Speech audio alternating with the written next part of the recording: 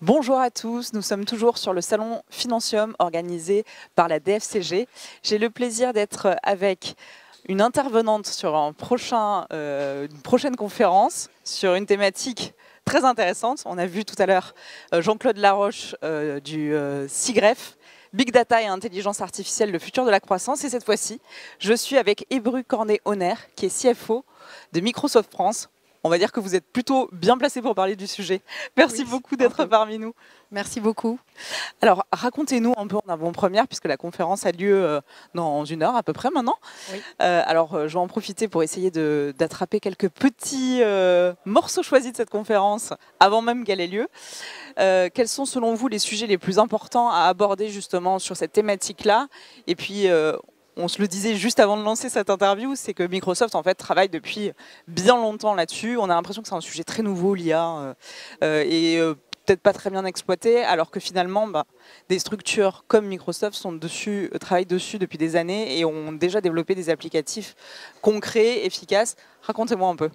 Alors c'est vrai qu'on en entend beaucoup parler maintenant et on a l'impression que c'est quelque chose qui sort de nulle part, mais Microsoft et même d'autres entreprises travaillent dessus depuis une 50aine d'années. Donc on a amélioré la machine, en fait l'intelligence au fur et à mesure des années. Mais ce dont j'aimerais parler moi aujourd'hui, c'est vraiment la transformation du métier du décideur financier, avec ces transformations technologiques qui ont eu lieu au fur et à mesure du temps, en tout cas chez Microsoft, et partager un peu, moi, mon observation. C'est vrai que ça fait 4 ans que je suis chez Microsoft, donc j'ai eu la chance de faire quelques autres entreprises avant, et c'est mon observation de comment ça se passe, et qui est complètement époustouflante, en fait, puisque le métier du financier s'est complètement transformé depuis 15 ans, et quand je compare à 90% des partenaires avec lesquels on travaille, Microsoft travaille, c'est vrai qu'ils sont dans la situation dans laquelle on était il y a 15-20 ans. Donc partager un peu comment le métier s'est transformé avec l'arrivée des nouvelles technologies qu'on a quand même créées pour nous-mêmes aussi au fur et à mesure, et surtout de se dire qu'on peut embrace, alors je ne sais pas comment le dire là, mais de prendre ce changement, parce qu'il n'y a que du positif en fait, puisqu'on utilise vraiment toute la force du cerveau et de l'expertise du financier au fur et à mesure. Donc moi j'aimerais te parler un peu de tout ça, et puis essayer d'enlever les peurs si possible au passage. Finalement, l'intelligence artificielle, c'est un facilitateur pour le DAF, pour les équipes des directions financières, qui leur permettent de se concentrer sur des tâches à valeur ajoutée. Plus besoin de cruncher de la data, plus besoin de se perdre dans des formules Excel un peu lunaires sur lesquelles on se gratte la tête pendant des heures. En fait, tout ça, c'est fourni. Et le travail du DAF, ça va être vraiment de tirer les enseignements de ces informations, quoi. Exactement, le travail du DAF, ça va être vraiment d'utiliser son total potentiel, sa totale expertise de raisonnement, d'analytique pour aller proposer la meilleure recommandation au business. Donc en fait, le financier va devenir vraiment consultant quasiment bien sûr, ça ne remplacera jamais le job du consultant qui ont une expertise pluri-industrielle, mais c'est vraiment le conseiller principal du business, puisqu'il est complètement dépouillé de toute forme de traitement de data et ne se focalise que sur la meilleure recommandation à donner.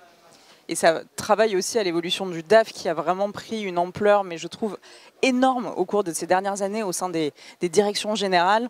On voit vraiment des duos CFO, CEO forts, alors que parfois ça pouvait être un peu être considéré comme une fonction support, un empêcheur de tourner en rond en disant bon ben voilà, là le projet ne marche pas parce qu'on n'a pas le financement, etc.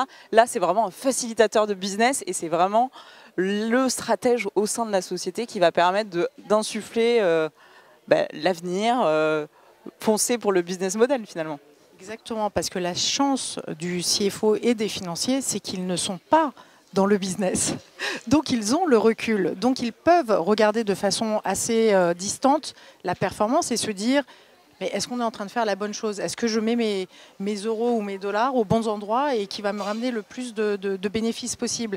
Est-ce qu'on ne devrait pas faire les choses différemment? Parce qu'on a le recul, on a le pouvoir de l'analytique, on a notre raisonnement, bien sûr, c'est notre métier, c'est notre expertise.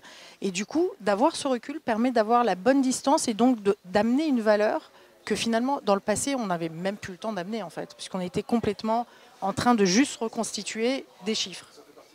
Ce qui est génial, c'est que ça va continuer d'évoluer. Exactement. Et puis, résultat, je vous donne rendez-vous l'année prochaine pour nous raconter ce qui sera passé depuis. Ça marche, ça marche. Les nouveaux applicatifs que peut-être que vous pourrez nous dévoiler. Avec plaisir.